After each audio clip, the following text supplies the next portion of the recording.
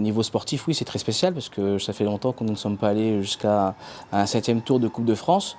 Mais je fais confiance à notre staff sportif, Carmelo, Bruno, Cédric et Victorien pour essayer de nous amener cette équipe au 8e tour. C'est un très gros travail parce qu'il y a des protocoles à respecter au niveau de la Fédération française de football, tels que les protocoles sanitaires, protocoles sportifs, protocoles de billetterie également.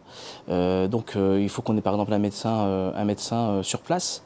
Donc ce sont des grosses mises au point, mais voilà, on le fait avec plaisir et on espère que tout se passera bien dimanche. On est déjà quand même assez connu dans la région en termes de formation, mais quelquefois il est aussi important de mettre le focus sur l'équipe première. Alors il est évident que le focus sera fait uniquement sur cette équipe-là le jour-là, mais il y aura aussi tous les jeunes qui seront là, toute l'école de foot et toutes les catégories seront là pour soutenir l'équipe première. On essaye d'être le plus calme possible pour ne pas véhiculer notre stress.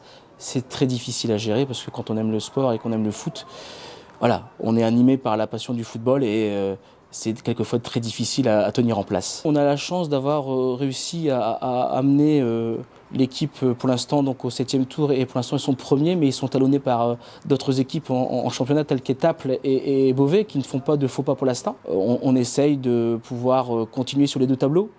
Et on a beaucoup de blessés.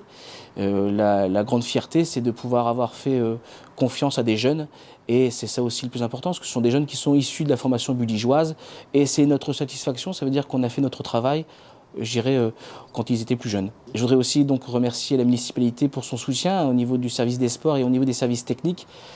Je sais que sans eux, l'organisation de cette compétition et surtout de la réception de Féligny-Aulnois, qui est aussi une très belle équipe, serait difficile. Donc je remercie François le maire de la ville, pour son soutien à chaque tournoi et surtout aussi à chaque compétition.